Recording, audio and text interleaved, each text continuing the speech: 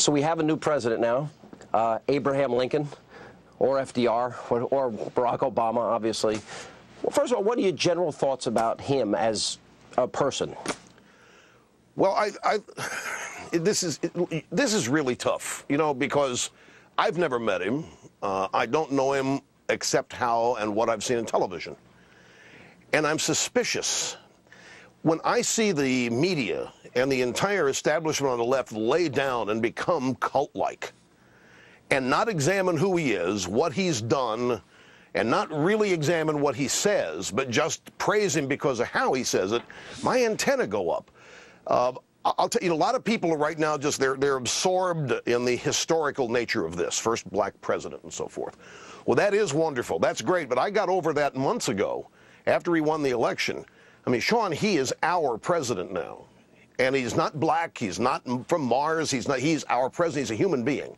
We're a country comprised of human beings that the Democrat Party and the left have attempted to arrange into groups of victims, and that's who he appeals to. And the victims are the people waiting around for some grievance to be resolved. They're waiting around for something to happen for them, and he is parlaying that. So I think the fact that he's African-American, his father was black, to me it's irrelevant. This is the greatest country on earth. We want to keep it that way. It is that way for specific reasons. And I look at the things that he has said, and I'm very much concerned that our greatness is going to be redefined in such a way that it won't be great, that we're just going to become average. We cannot have this large a government role in the private sector, with so many people thinking that just because they're Americans, they're entitled to things, that this guy is going to be passing them out and keep this country great and innovative, full of entrepreneurs. These things concern me. Now, my critics and yours, when they hear me say things like this, they have knee-jerk reactions. They're not listening or parsing my words either. They're just, oh, Limbaugh's not with the program. Limbaugh doesn't get it. Limbaugh is not sensible. The President of the United States, doesn't matter to me what his race is, what his ethnicity is. What matters to me are his policies and what his plans. And I only know what he has said he's going to do based on what he has done and how he's voted. And in terms of what I would use to define the greatness of the country, he's not it. All right, let's take that a step further here, because all throughout the election, we all talked about the Chicago way, his radical friends, associates, etc., his past voting record. By the way, I brought it up a lot. You brought it up a lot. We all talked about it.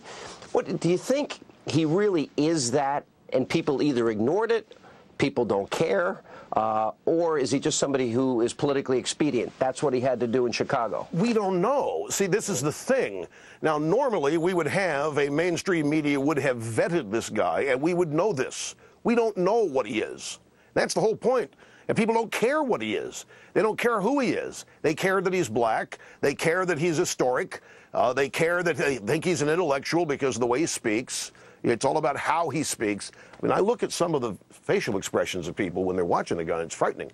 But I'm a thinker. You know, a lot of people, I guess, aren't. People are emotional, and they react emotionally to things. And if he makes them feel good, especially in economic bad times, then that's all they're really going to care about. But I have to assume that he is who he is, and his radical associations are certainly things that have defined him. What do you make of the, you talked about a cult-like personality, or you use the term Messiah, the anointed one. He descended from the heavens at Invesco Field. What do you make of this Obama worship syndrome, Obama mania? Well, you know, it is cult-like, depending on the people you're talking about. But let's examine the drive-bys, the media. But you got to explain drive-by. Maybe one or two people have not heard you. The drive-by media, it's as simple as drive-by shooter, except the microphones are the guns. And they drive into groups of people. They report a bunch of totally wrong, libelous stuff about people. They create a giant mess. Sometimes people get really harmed. They go out and try to destroy people's careers. Then they get in a convertible, head on down the road, and do it all over again, while people like you and me are left to clean up the mess with the truth. So I call them the drive-by media. Right. While they are praising Obama at that Grant Park acceptance night, or out in Denver, when he accepted the nomination, I listened to John Meekum and somebody else at Newsweek say, you know, this is creepy. It's creepy. It's like he ascends after the speech and watches us watching him. They call him creepy for a few brief moments, but yet at the same time, He's the second coming.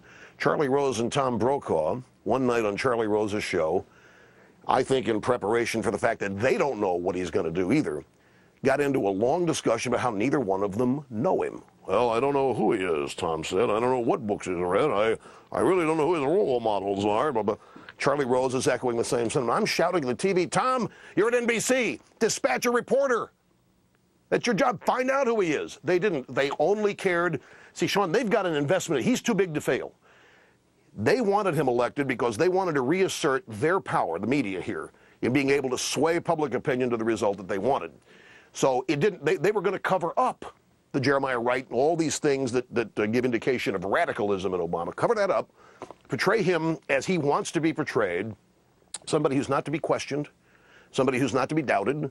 We're just supposed to accept and trust, because most of these guys came alive and came of age in the civil rights battles of the 60s. It defines who they are. They've trained the young drive-bys to look at events through the same prism. You know, racism in this country is the exclusive province of the left.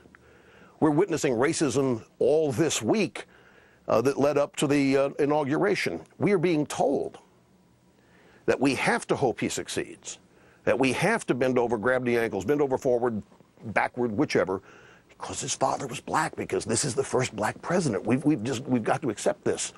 The racism that everybody thinks exists on our side of the aisle has been on full display throughout their primary campaign.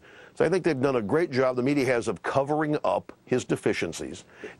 He's too big to fail, and so whatever goes wrong, blame it on Bush, blame it on, I mean, MSNBC's new life will be criticizing you and me, because they can't criticize him.